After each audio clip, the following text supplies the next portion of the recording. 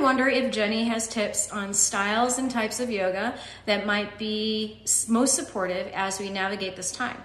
I tend to love stronger power practices, but I'm wondering if I should implement any changes. So yoga asanas that incorporate strength, balance, flexibility, and focusing on more on your core or your pelvic floor are important during this time.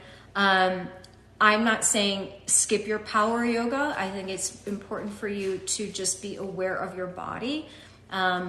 Heated practices, I know on obviously we're all practicing on the Inner Dimension community website app, so we're not in a heated room, but if you do practice, like say in a heated studio, I'd say just be very aware that extra heat can be, I don't know what the right word for it. It can be a little bit too much for your body because we're also generating a lot of extra heat ourselves. But again, it might be okay for you, and that's perfectly fine.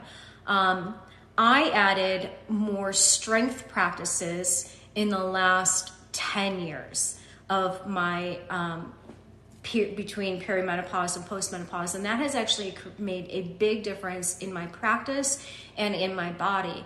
And it's important for you to actually add strength practices into your regimen, exercise regimen, because of our hormones will affect our joints, our skeleton, our bones, and such. So it's important for us to just practice more mindfully.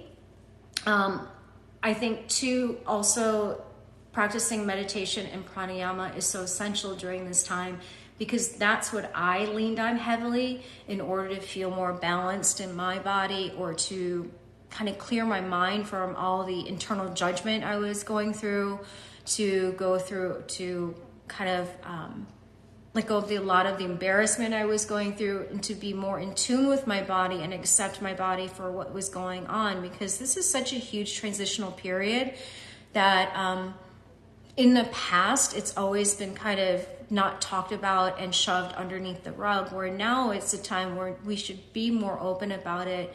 And that means being more internal about it as well too, just really accepting where we are.